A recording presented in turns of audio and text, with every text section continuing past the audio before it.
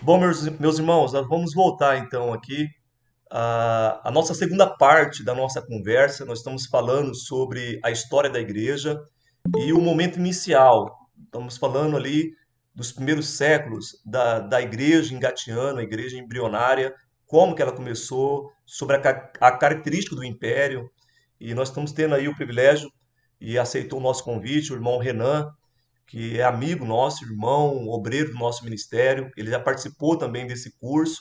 E eu quero sempre chamar pessoas assim para poder estar nesse momento online.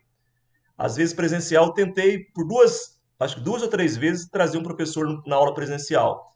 Aí só que acontece algumas dificuldades e tal, e eu entendo. E na aula online acaba facilitando a gente alcançar professores convidados, até mesmo de outra região, de outra cidade. Mas eu quero começar, já que nós estamos ainda no começo do nosso seminário, usando os nossos irmãos aqui mesmo, né, para a gente estar dialogando sobre a temática. Aí o assunto e o estudo fica um pouco mais leve. Mas, muito embora eu esteja aqui conversando com o Renan e tal, vocês podem entrar na conversa também, desse diálogo aqui. A conversa está aberta para todos. Nós estamos aqui como se fosse uma roda de tereré falando sobre as coisas de Cristo. Eu estou com meu tereré aqui. Aí, se você não gosta de tereré, você pode ter uma xícara de café aí também. Nós estamos conversando sobre as coisas de Deus e isso é maravilhoso. Conversando, a gente vai crescendo no nosso entendimento. Então, vamos lá. A gente avançando, meus irmãos, no livro que vocês têm em mãos aí, a história da igreja, no capítulo 3 ele vai falar sobre os mártires no Império Romano, começando como Nero ali, a perseguição, e depois se estendendo com outros imperadores também. Mas a gente tem a figura do Nero, que é um personagem, irmão Renan, muito falado até mesmo nos livros de história. Eu lembro quando eu estudava ali na escola do Jomap, na escola estadual, e como que esses imperadores me chamavam a atenção, né, pela característica.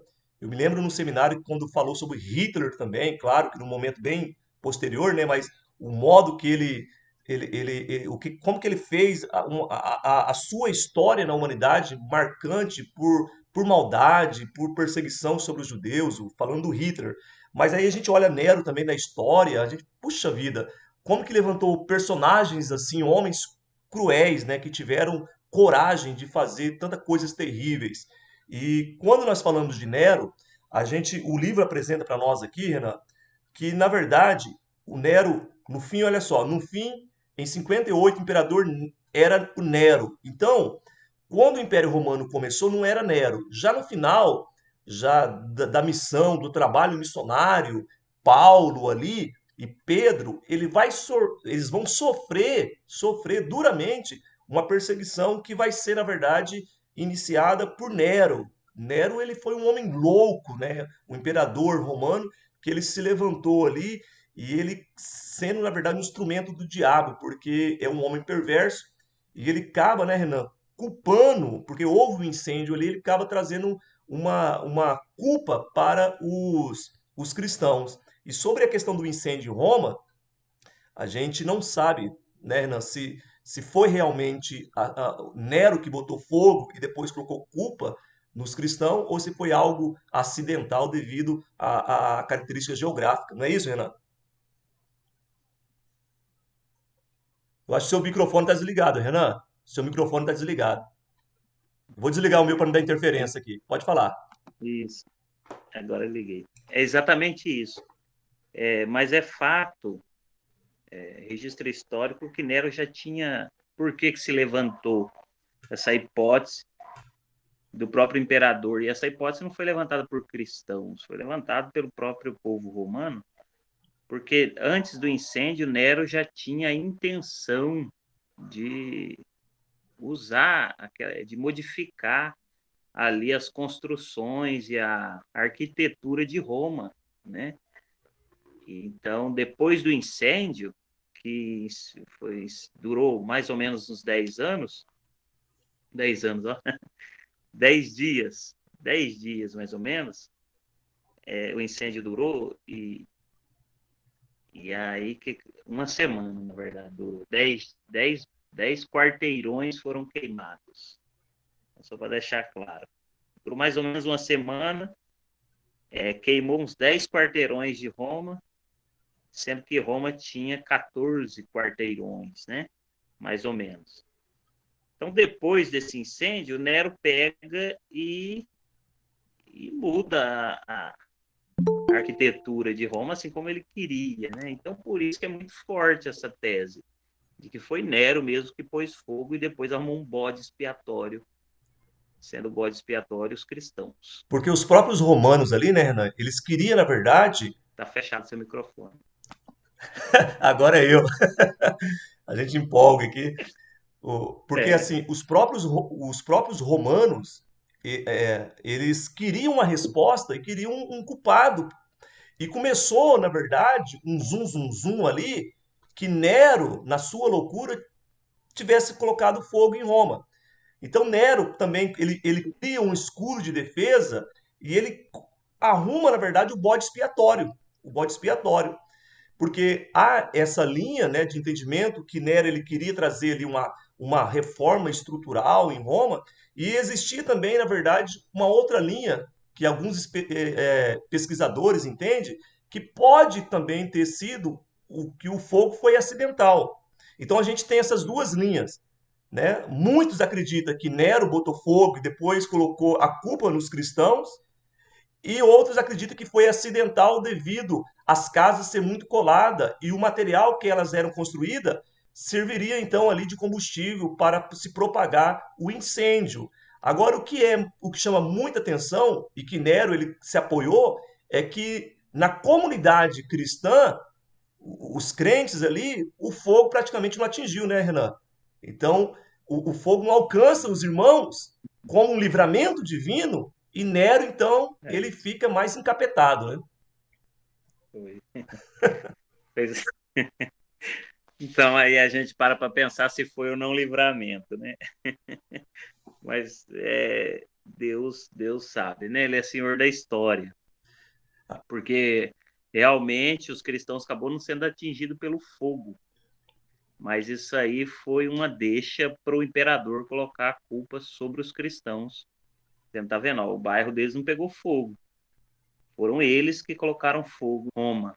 E aí começou uma ferrenha perseguição contra os cristãos e é nessa perseguição que é identificado o martírio de Paulo pela decapitação e o de Pedro, que foi crucificado de cabeça para baixo. E isto, segundo a história, Pedro ele não se achou digno de ser crucificado como Cristo, né? E foi tudo nesse contexto de perseguição de Nero que se levanta contra a comunidade cristã. E existiam algumas características na comunidade cristã que levantava assim um certo desconforto, né, irmão Renan, sobre os demais. Algumas características chamavam muita atenção. Eu vou citar uma, se o Renan lembrar de outra. Uma característica é que eles não se enturmavam com o povo. Então, assim, existia o pão e o circo, né? O pão e a festa ali. Essas festas pagãs, eles não participavam. Eles não participavam dos teatros que eram profano. Então, essas festas que, na verdade, tinham cunho religioso pagão, os cristãos, eles eram retraídos, eles não se envolviam. Eles queriam preservar a sua santidade. Isso vai trazer um desconforto, porque eles estavam ali e eles não se enturmavam. Essa é uma característica. Mas outras características acabou, na verdade, provocando também a perseguição dos nossos irmãos ali do primeiro século da igreja cristã. Você lembra de mais alguma característica, Renan? Tem a questão da ceia, né? Parece que a questão de Sei, comer o pão, né? O corpo e o sangue de Jesus, tem essa questão também. exato, exato. No início, o cristianismo era perseguido pelos judeus, mas depois, conforme ele foi descolando, vou usar essa palavra, quando foi distanciando do judaísmo, aí o Império assumiu aí essa tarefa de perseguir o cristianismo, porque o cristianismo não era uma religião autorizada. O judaísmo, sim. O Império não perseguiu o cristão por quê? Porque eles imaginavam que judaísmo e cristianismo era a mesma coisa. Mas conforme foi se distanciando e foi se identificando como realmente uma religião à parte, então é uma religião não autorizada. Então, isso aí já levou, então, o Império a olhar com outros olhos o cristianismo e, a partir de que é levado são perseguidos, eles começam a se reunir secretamente, né? Então, isso aí, então, esse é outro ponto, né? Um povo que se reunia secretamente não era visto com bons olhos pelas autoridades. Nessas reuniões secretas, alguém se aproximava lá e ouvia falar que ele estava comendo carne e bebendo sangue, então era canibalismo. Então, assim, era canibal, né? E outras coisas, como o Wesley disse acerca da festa, tudo isso trazia um desconforto para as autoridades romanas, né? E tinha questão, Renan, E a questão do imperador também, a perfeito, adoração ao imperador. isso daí mesmo, que eu ia tocar no assunto. O culto ao imperador, Isso, os cristãos não participavam, então isso soava como se fosse uma rebelião, um movimento contra o imperador, né? rebeldia. Os únicos que eram isentos do culto ao imperador eram os judeus, que foram tolerados, né, por motivos políticos, que eles adoravam um único Deus. Quando descolou, quando se separou o cristianismo e o judaísmo, não, o cristão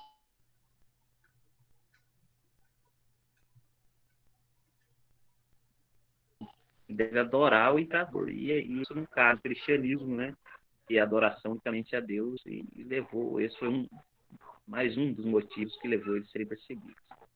Então nós temos, irmãos, várias características assim, né? E é legal isso que o Renan está falando, porque houve um momento que descolou mesmo. O cristianismo, ele no seu nascedouro, parecia tudo a mesma coisa com os judeus, e de repente agora 70 ele depois de desponta agora, Cristo, né?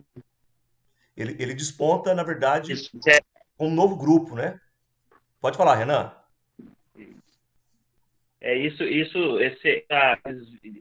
esse vínculo com o judaísmo, ele tornou mais gritante a partir de 70 depois de Cristo, quando o templo foi destruído, né? E o judaísmo, inclusive, perdeu os privilégios do Estado. E o cristianismo seguiu o seu caminho, como vinha seguindo. Então, a partir de 70, então, já estava bem claro, né? Mas isso foi realmente depois de Nero. Mas já vinha se distanciando já, né? Perfeito. E aí, meus irmãos, o que que nós temos, irmão Renan, irmãos, é que saindo o Nero, entrando outros imperadores, a perseguição ela vai continuar. E nós temos, quando a gente lê Coliseu de Roma, obras que vai falar dos mártires, nós vamos ver irmãos nossos que eram levados para o Coliseu e eles eram servidos de alimento para os animais. Eles iam ter que lutar contra animais. E muitos testemunhos, eles acabam, na verdade, surgindo, né, de homens que, na verdade, não amaram a sua própria vida, e a ponto de entregar a sua vida a Cristo, mesmo diante das feras, mesmo diante de servir de tocha viva para iluminar a praça. Então era um cristianismo que era levado a sério pelos nossos irmãos.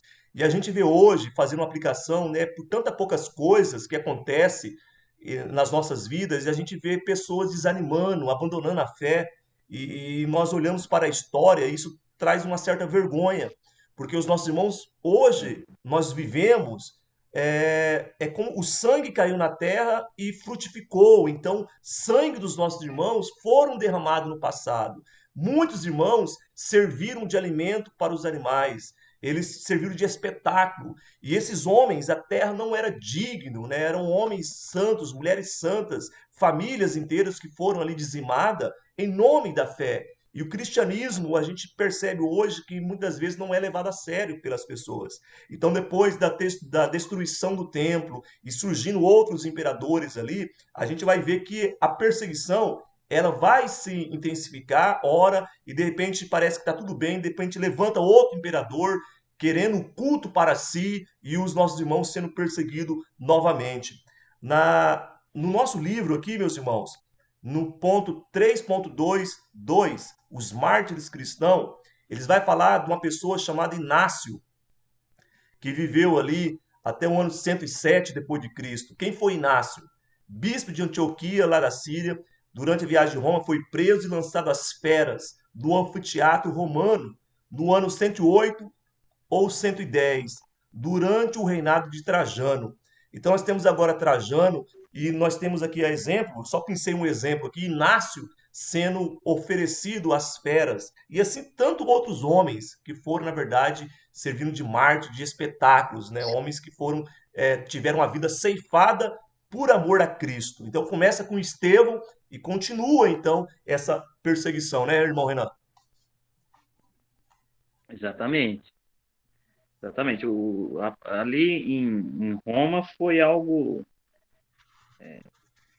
cruel, como o Wesley disse aí. Eles colocaram e usaram os cristãos pegando fogo de luminária à noite e outras coisas terríveis. Uma coisa interessante é que o Wesley disse é o seguinte: a perseguição ela era esporádica. Então, assim, ó, o cristianismo passou a ser ilegal, só que o povo em geral, de uma maneira geral, o cristão sempre é bem visto, né? A não ser quando ele acaba indo contra interesses da sociedade e aí ela se levanta de pessoas, como, por exemplo, nessas festas públicas, interesses do governo como um todo. Então, no geral, o pessoal vivia tranquilo, mas como era uma religião ilegal, hora ou outra surgia aí, esporadicamente, as perseguições, e era não só esporádica, mas também local, né? Por exemplo, teve em Roma, no próprio ano 64, não foi assim uma perseguição brutal em toda a extensão do Império, né? Teve em Roma e algumas locais e colônias romanas, mas no geral ainda havia cristãos que viviam relativa paz. Policarpo, por exemplo, um dos primeiros mártires, ele só foi martirizado por conta de denúncias. Então, assim, o Império não saía em todas as localidades procurando os cristãos e para poder perseguir, matar, enfim, fazer negar a fé. Mas Policarpo, por exemplo, foi denunciado, né? Foi denunciado e aí o Império então vai lá e exerce a lei de então, que entendia que era uma religião ilegal. Ele não foi, por exemplo, Policarpo, ele foi oferecido para ele a opção de negar e ele falou assim, por 84 anos Jesus não me fez mal e não é agora que eu vou negar. E tantos outros que foram martirizados. Eu só quero chamar a atenção para o seguinte, meus irmãos, uma coisa também. Hoje nós vivemos relativa paz e não temos perseguição, por exemplo, no Brasil, né? No Brasil, nós por enquanto estamos tranquilos, relativamente. Mas existe uma grande extensão de povos aonde o cristianismo tem dificuldade para chegar perto. Nós somos conhecedores disso, né? No nosso mundo habitado hoje.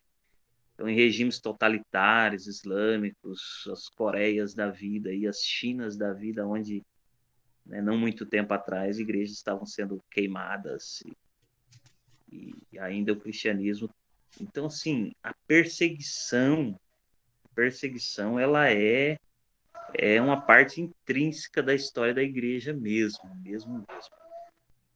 Então, assim, se nós vivemos relativa paz, nós devemos, não temos perseguição, devemos agradecer a Deus, procurar nos beneficiar ao máximo disso e sempre orando por aqueles que são perseguidos de uma maneira mais intensa, né? Verdade. Então, Aí, irmão, é isso aí. irmão Renan, os irmãos têm um livro em mãos. Na página 50, ele vai citar então Inácio de Antioquia, Apolônio, Policarpo, que o Renan citou aí, que deu a opção para ele, e ele fala: rapaz, Jesus sempre, mais de 80 anos, Jesus fez coisa boa, não é agora que eu vou negar. Aí nós temos Justino, Cipriano e por aí vai. Essa perseguição, uma perseguição física, violenta. Mas aí, no capítulo 4 do livro, nós temos os pais apostólicos e os movimentos heréticos. Olha só, irmão Renan, os pais apostólicos e os movimentos heréticos. Por quê? O Renan, ele acabou de tocar um assunto importante. A gente fala assim, nós estamos confortáveis porque nós não temos perseguição. Calma aí, que perseguição você está falando? Porque a perseguição física talvez não seja uma realidade da igreja aqui ocidental, mas nós temos países que os irmãos estão sendo perseguidos fisicamente e sangue está sendo derramado. Mas, paralelo a essa perseguição física de feras, de pessoas sendo queimadas, existiu também a perseguição e a investida de Satanás no ambiente interno da igreja com o movimento herético. Então, o capítulo 4 do nosso livro, ele vai apresentar, a partir da página 53 do livro que os irmãos têm em mãos, os pais da igreja, que são os pais apostólicos. Quem são os pais apostólicos? Quem são esses pais da igreja? Muito desses pais apostólicos, então, se perguntar isso na prova para vocês, quem são os pais apostólicos, você pode responder sem sombra de dúvida que foram homens que foram considerados verdadeiros discípulos dos discípulos de Jesus. Alguns deles tiveram contato com João, outros tiveram contatos com Paulo, e eles então foram testemunha oculares do próprio colégio apostólico. Não todos, é claro, mas muitos deles foram homens que se levantaram. Aí na página 54 do livro que os irmãos têm, ele cita alguns, irmão Renan. Claro que você não tem esse livro aí. Eu vou te falar uma coisa. Esse livro é tão Pode bom, falar. depois eu vou te mostrar ele, Renan. Muito conteúdo, muita informação. Vale a pena, talvez, futuramente, se você quiser, eu pedi um para você também, você colocar na sua coleção aí. Eles estão Com restaurando, eu vi certeza. assim, vários livros, eles estão mudando. E agora, a partir desse ano, vai ter outras obras. Aí dá para a gente completar a nossa coleção antiga aí. Com certeza. Olha só, olha os homens, então, que são considerados pais apostólicos. Barnabé, Clemente de Roma, Hermas, Inácio, Policarpo, Papias. Então nós temos aqui pelo menos 6 homens que são destacados, que nem Barnabé, seria o próprio Barnabé que andou com o apóstolo Paulo, mas nós temos aqui Hermas, nós temos Policarpo. Policarpo ele foi considerado um homem ali que foi discípulo do apóstolo João. Lembrando que João, né, Isso Renan, ele foi o mesmo. último dos apóstolos, o mais antigo. Então ele teve condições de gerar outros discípulos. E qual que é a contribuição desses homens? As obras literárias. E outra coisa, a defesa da fé. Eles são, na verdade, chamados para uma missão que era de defesa do cristianismo. Porque o que eu estava dizendo, e não completei o raciocínio, Renan, existe a perseguição física de fechar a igreja, e a gente viu com a pandemia que o Estado tem esse poder, ele tem essa força de querer fechar o templo, mas essa não é a pior perseguição. Existe a perseguição que é doutrinária, a perseguição de querer desfazer da pessoa de Cristo.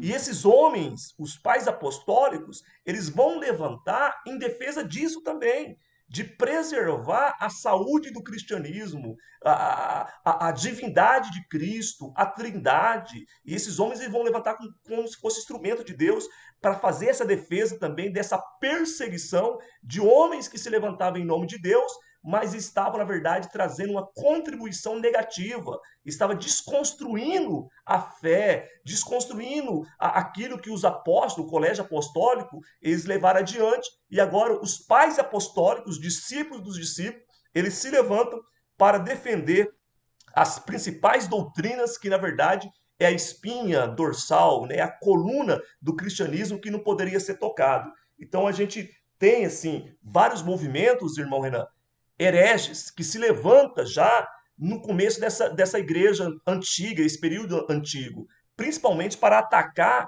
sobre a divindade do Senhor Jesus, né? Movimentos surgem para tentar trazer um novo sentido, dizendo que o povo tinha entendido mal sobre Jesus. Não é isso, Renan?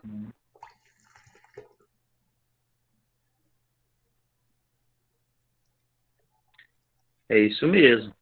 É isso mesmo. E pela misericórdia de Deus, Deus levantou homens capazes. Então, assim, o Deus que levantou Paulo, depois ele deu,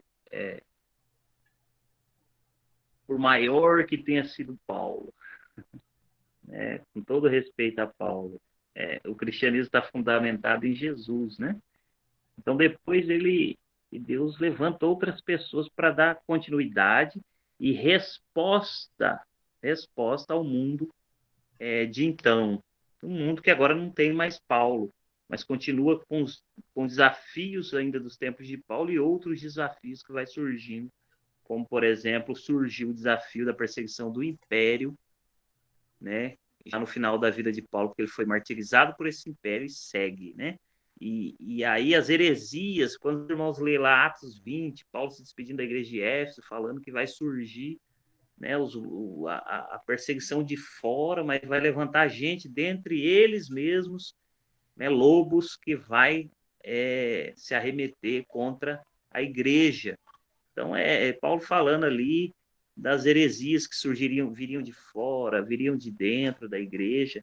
E para esse novo mundo, vou usar essa palavra aqui, para essa nova realidade agora pós-Paulo, Deus levanta outros homens, né, que eram discípulos, chamados pais da igreja, né, os patrícios, e Deus usa eles de uma forma muito especial. Por exemplo, o Irineu mesmo, então tem gente que chega a falar assim que depois de Paulo, historiador que chega a falar que depois de Paulo, da sua época, ele era o maior teólogo, defensor e missionário dos seus dias, né? Ele teve um ministério muito parecido com o de Paulo, né? De ensino, de pregação do evangelho, e os escritos que ele deixou, e tantos outros, irmãos. O Clemente de Alexandria mesmo.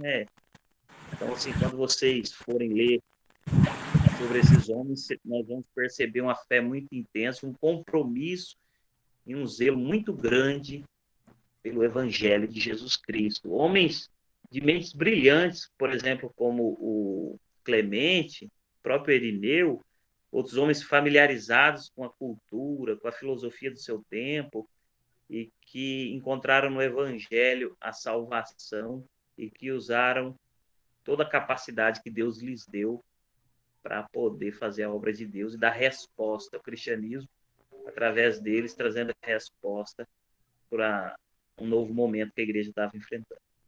E nós temos, irmão Renan, meus irmãos, que entender que nessa época eles não tinham os 27 escritos, os 27 livros formados. Essa ideia de instituição de igreja, ela estava sendo formada, gerada, mas assim, eles não tinham esses livros como nós temos hoje.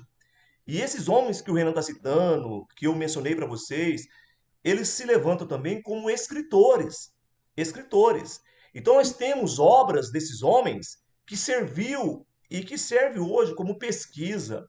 Eu lembro que na turma passada, irmão Renan, a gente conseguiu, acho que foi até com o pastor William Cândido, que está concluindo o curso agora, e o Didaquê em PDF. Eu vou ver se eu consigo em PDF Ensino, e, e no disponibilizar ensino no dos grupo dos irmãos. apóstolos.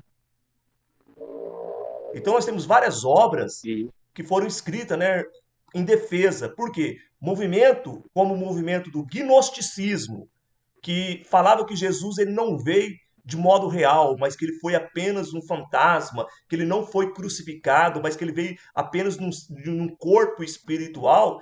Esses homens eles vão levantar e vão combater também com seus escritos. Então nós temos escritos não canonizados, mas que serve ali de isso, base e que os cristãos daquela época eles liam livros que hoje nós não temos, né, dentro do bojo canônico nosso, eles liam outras obras também que acabou servindo para aquela época e para nós hoje como uma fonte rica de pesquisa também. E isso daí é importante, porque quando a gente vê João combatendo, dizendo assim, olha, aquele que não confessa que Cristo veio em carne, a gente fala assim, mas como? Existiam pessoas assim? Existia. Os gnósticos, homens que naquela época falavam, não, Jesus veio, mas não é Jesus homem, ele foi apenas um ser espiritual. Então esses homens, essas pessoas, eles se levantavam como hereges.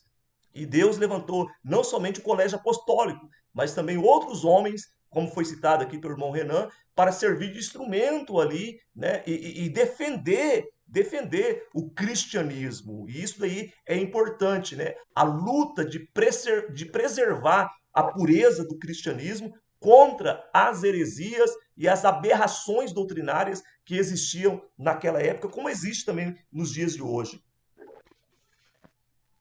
Isso mesmo. Por exemplo, o gnosticismo quase destruiu a igreja. Eu não sei se os irmãos já viram alguma coisa sobre o gnosticismo, né? Mas ele traz aí essa ideia de um conhecimento especial.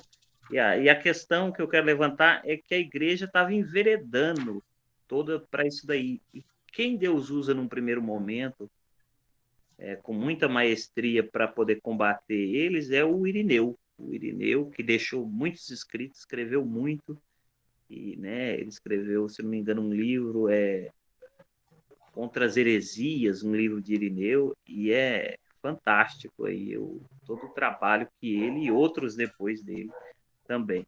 Então, assim, por exemplo, quando o gnosticismo, o maior terror do gnosticismo foi o Irineu, seus escritos e a influência dele na igreja. Aí nós temos aqui, irmão Renan, dois termos na página 64 do livro, meus irmãos. Apologista e polemistas. São dois termos técnicos, mas que está dentro do mesmo contexto. Então, nós temos aqui 5.2, na página 64 do seu livro, você aluno aí, apologista e polemista. O que são essas duas figuras? São categorias de homens que levantou em defesa do cristianismo. Apologistas seriam aqueles que lutou para preservar o cristianismo. Então eles vão fazer uma apologia em defesa do cristianismo.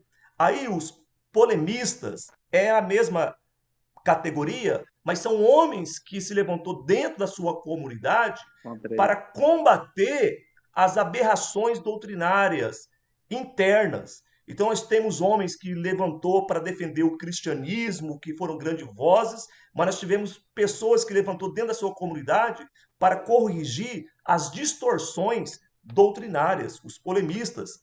Então nós temos essas duas categorias aí. Alguém abriu o microfone aí? Além do Renan? Não?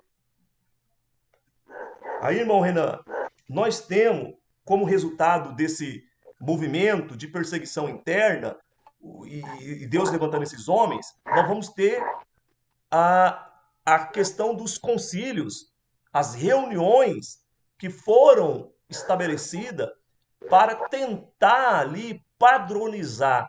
Aí nós podemos dar um salto na história, porque nós agora estamos falando do período lá de Constantino, aonde Constantino ele vai ser um dos instrumentos visto por alguns como enviado de Deus.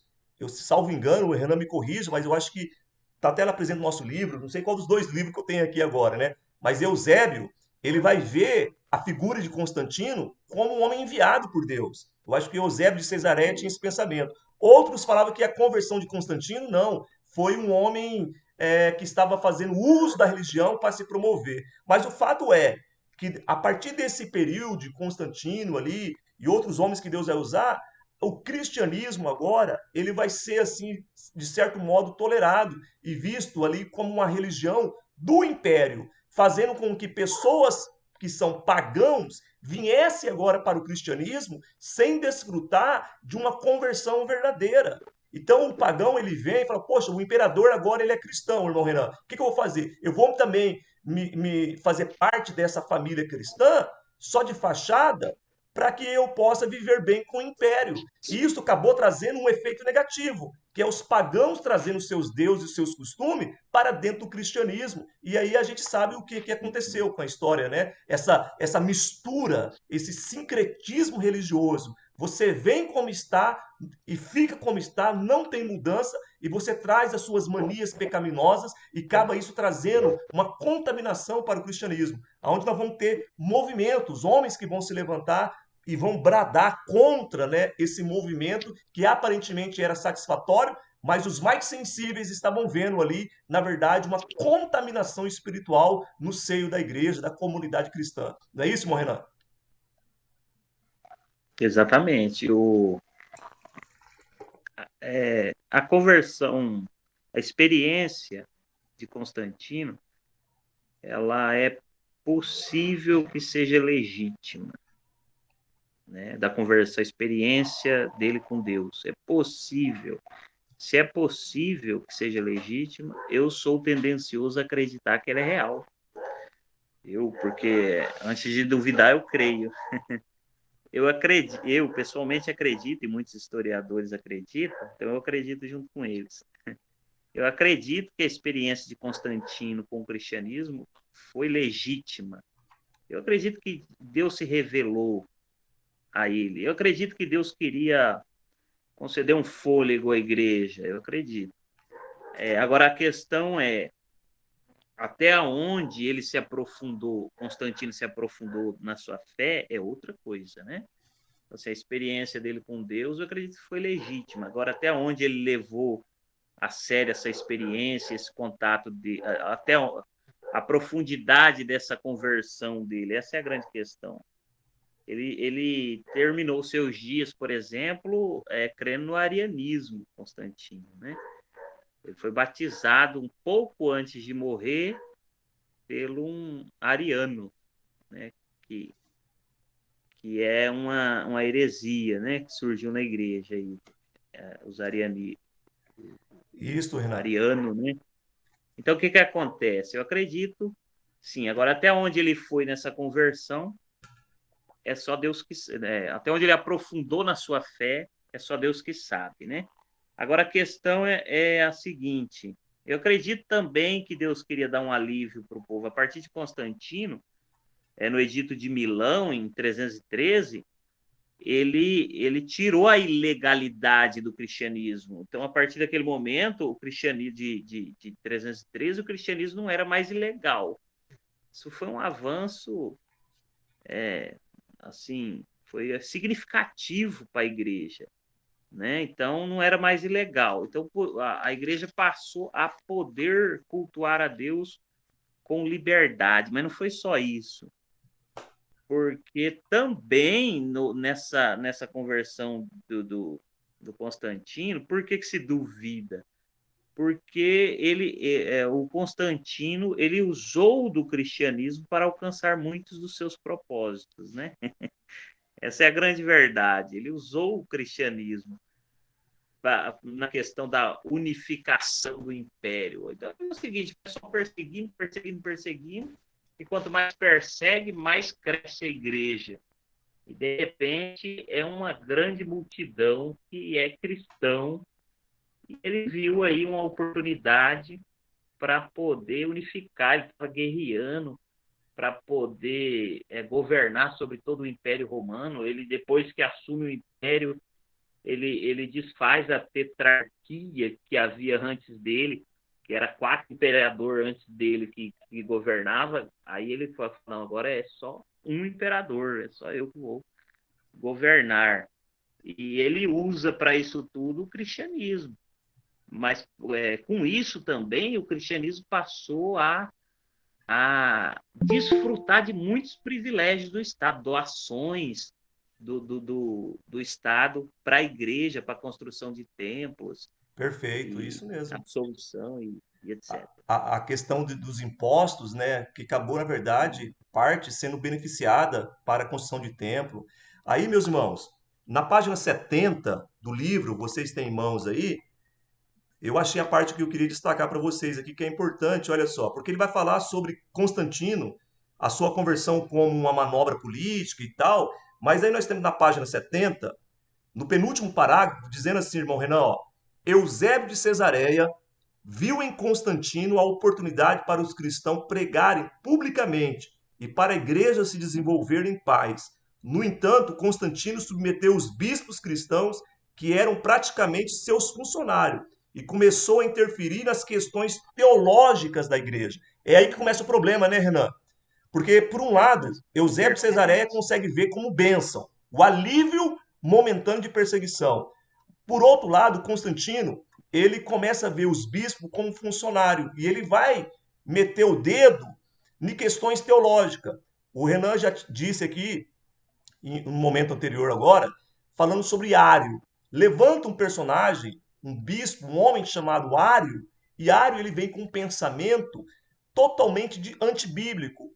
ele não via Cristo como divino, mas sim como um ser criado. E quando Constantino consegue perceber esse movimento, que teologicamente a igreja estava dividida, ele vai colocar o dedo, então, na área teológica que não era da sua competência. Na página, deixa eu ver aqui, olha só, você que tem um livro aí, na página 73 do livro, tem uma tabela, Renan, que mostra os concílios. E o primeiro concílio, o concílio de Isso. Nicéia, em 325. Olha só, nós começamos falando lá da igreja, né, no primeiro século, falamos ali lá no ano 70, quando o templo foi destruído, depois nós cento e pouco, agora nós estamos aqui em 325, o concílio. O que é o concílio? O concílio é uma reunião aonde o próprio imperador Constantino, ele vai patrocinar as viagens para que bispos viessem de toda a redondeza participar desse concílio. E no concílio de Nicéia, eles vão concluir que o Filho é co-igual, consubstancial e co-eterno com o Pai. E condenou Ário. Ário foi expulso do seio. Porém, Foi. a ideia de Ário não foi extinta.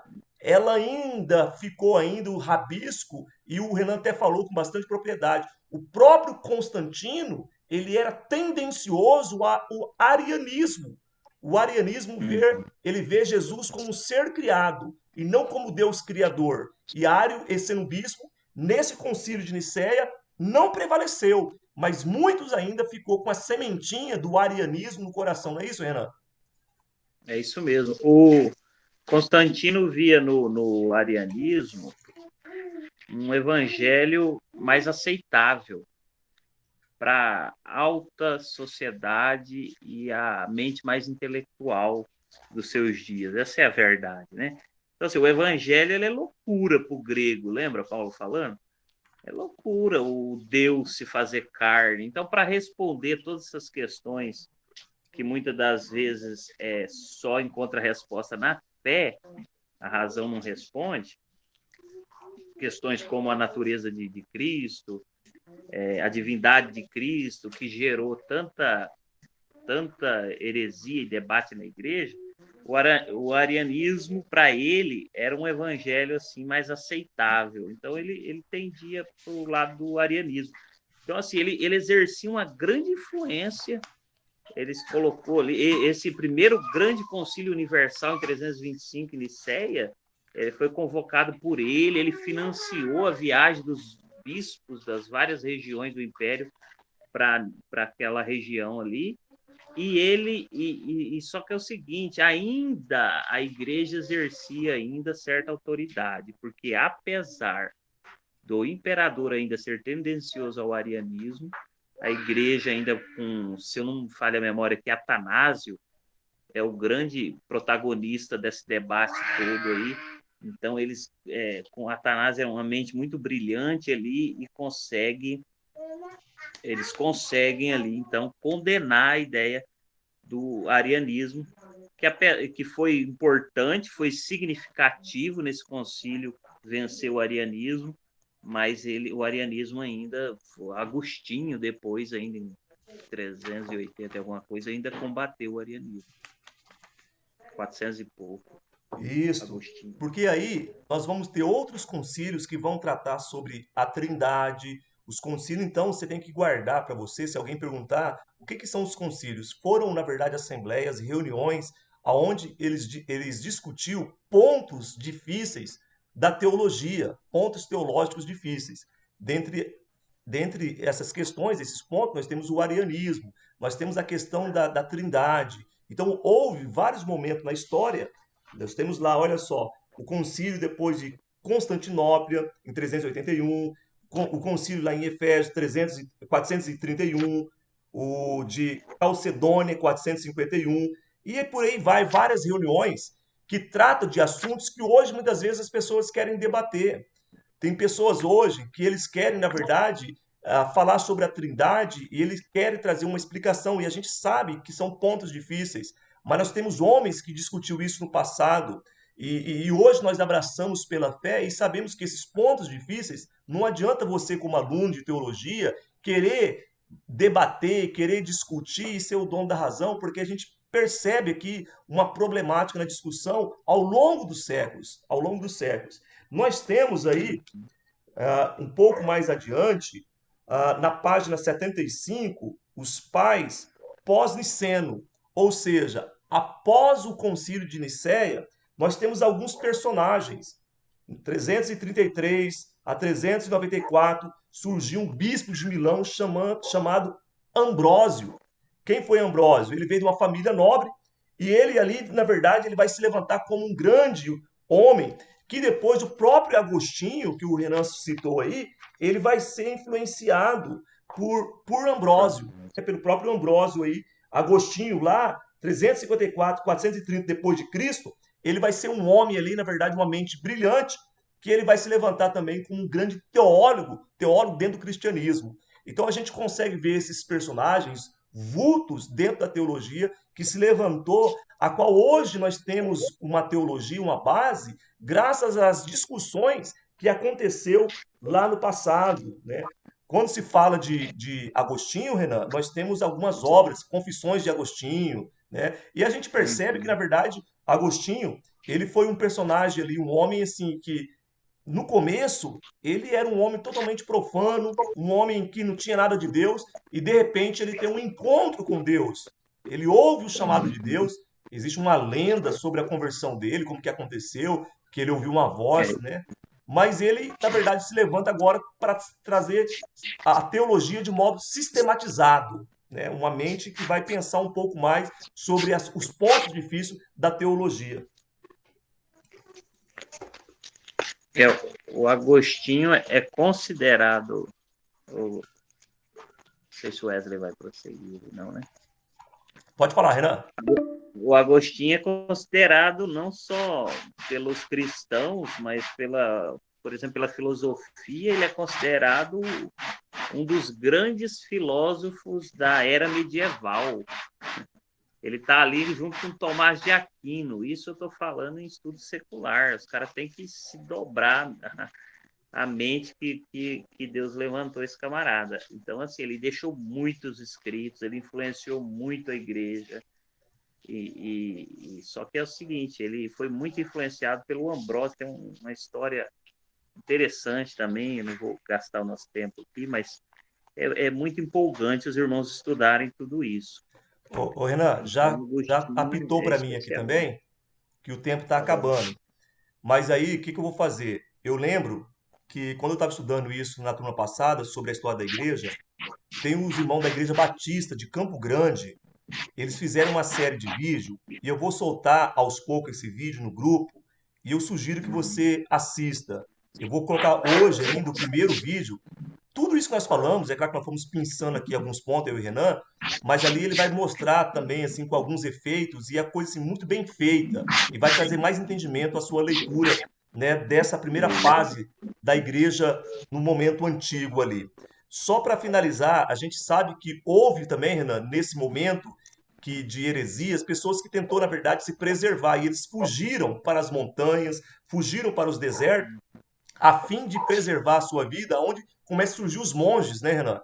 E ali a gente tem esse Exato. movimento ali que vai ser uma certa resistência depois, até mesmo para o islamismo ali, quando vai se levantar, a gente vai ter esses homens que fugiram ali da sociedade que estava corrompida, podemos dizer, e eles vão ter vários escritos. Haja visto as descobertas ali do Mar Morto, das cavernas, graças a esses homens que tentaram preservar a sua santidade e a sua pureza. É claro que muitos foram radical, mas eles fugiram ali para o deserto porque eles viam que a igreja estava se contaminando com esse movimento pagão devido agora à igreja ao cristianismo ser a religião do Estado, né? Eu acho que vai cair a nossa conexão, Renan. Você quer falar a última palavra aí? Não, eu vou falar a última palavra dizendo só uma frase do Martin Lloyd Jones, que ele falou em uma. Que não vai dar tempo aqui para mim falar mais o monasticismo é um momento da história também e uma parte da história muito empolgante de se estudar. muito empolgante. Mas o Martin Lloyd Jones, ele diz assim, ó, o cristão deve aprender da história. E que, por ser cristão, é seu dever fazer isso, aprender da história. E ele deve se animar em fazê-lo. Então, isso ele disse depois de citar Hegel, né, o filósofo que que trabalhou muito a questão da história, onde o Hegel diz assim que se tem uma coisa que nós aprendemos com a história é que nós não aprendemos da história, né? Ele diz assim que isso é fato, mas isso é fato num mundo que não tem fé. Mas para o cristão isso não pode ser verdade, e que nós precisamos nos esforçar para aprender com a história. Então, Maravilha. vou terminar dizendo isso só. Beleza, Eu Renan. não sei quanto Eu, tempo tem aí. já vou, nós vamos terminar então, porque senão vai cair de modo brusco aqui. Eu quero te agradecer, tá? Você ter recebido aí o nosso convite. Foi um prazer conversar com você. Claro que o Uma tempo aqui alegria. passou muito rápido. Que Deus abençoe a tua vida. Eu creio que não ter outros momentos como esse. E a cada aluno também que participou conosco desses 2 períodos aí. Eu creio que amanhã eu consigo colocar disponível a gravação desse bate-papo nosso, tá? Hoje ainda eu vou colocar esse vídeo, essa produção muito bem feita sobre o período da igreja, esse período antigo da igreja, os primórdios da igreja. Eu creio que vai trazer mais luz ainda a essa aula, a esse bate-papo e ao teu estudo aí dessa primeira unidade. Então, que Deus abençoe a cada um de vocês, que Deus abençoe o irmão Renan e a todos os alunos, tá? Vamos continuar firme, com certeza é muito prazeroso estudar. Agora, estudar junto é melhor ainda. E eu quero estudar junto com Melhor, vocês né? até o final. Que Deus abençoe a todos em nome do Senhor Jesus. Amém.